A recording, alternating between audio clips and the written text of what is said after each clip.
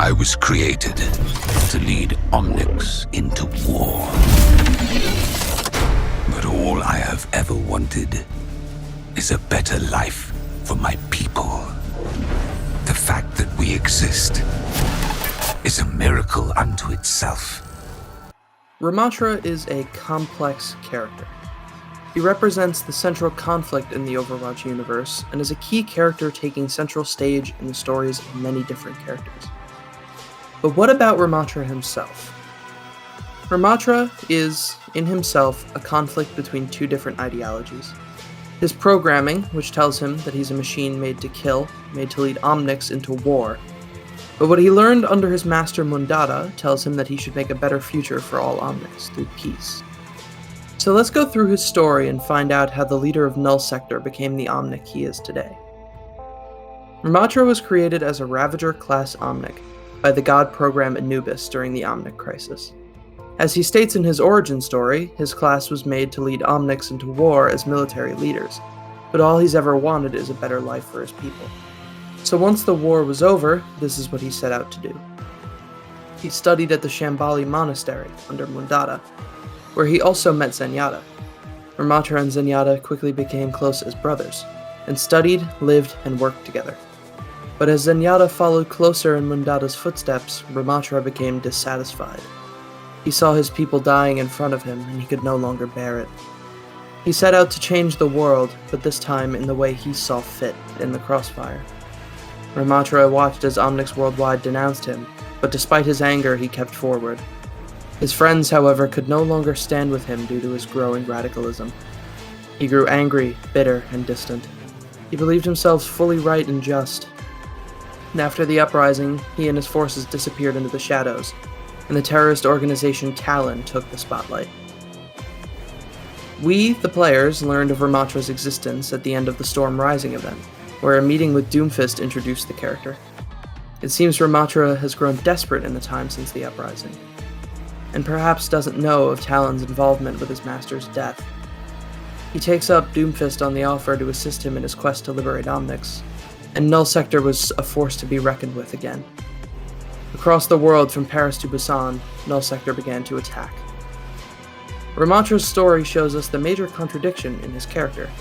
He despises humans for what they've done to him and his people, but is willing to work with possibly the single worst human alive to reach a goal he could no longer possibly reach.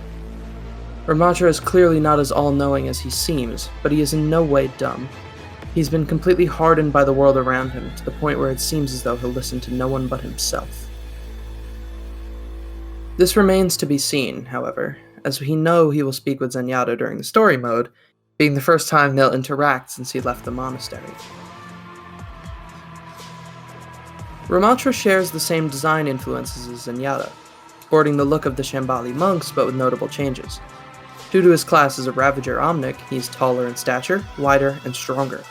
His color palette is mostly purples and reds, darker than Zenyatta's lighter yellows and browns.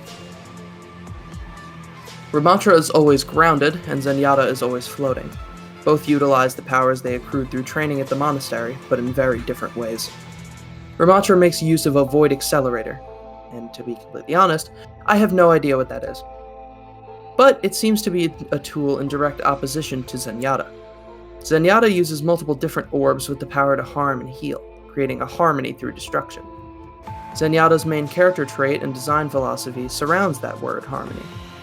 Ramattra, however, uses only weapons that do harm. He can defend himself and his allies, but he can never heal them. All of his tools and weapons are purple, like him. Purple is the same color as Zenyatta's Discord orb, and while his other abilities are yellow, which represents harmony and healing. There's a contrast and sort of opposition in their designs, and yet they are brothers.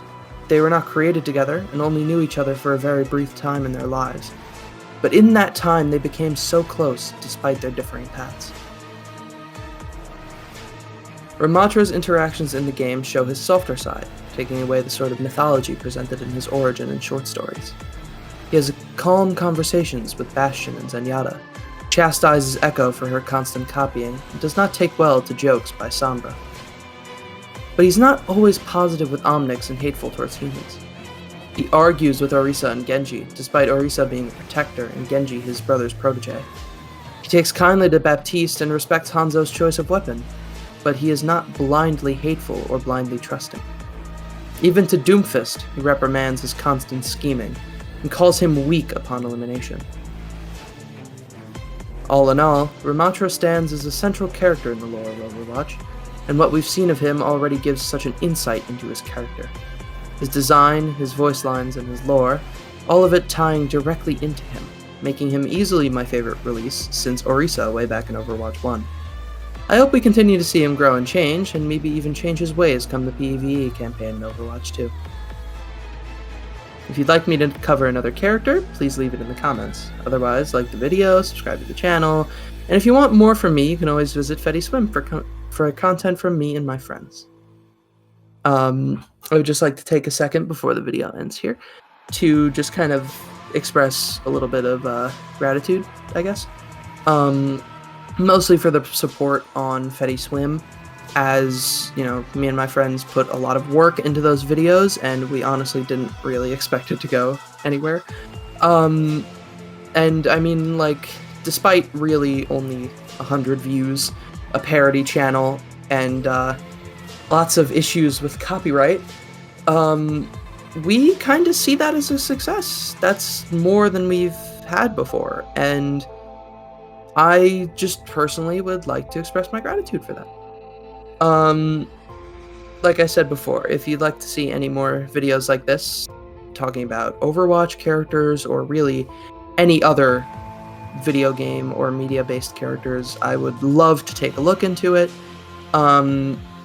Remember, you know, like the video, subscribe, all that, and until next time, I'll see ya. Bye.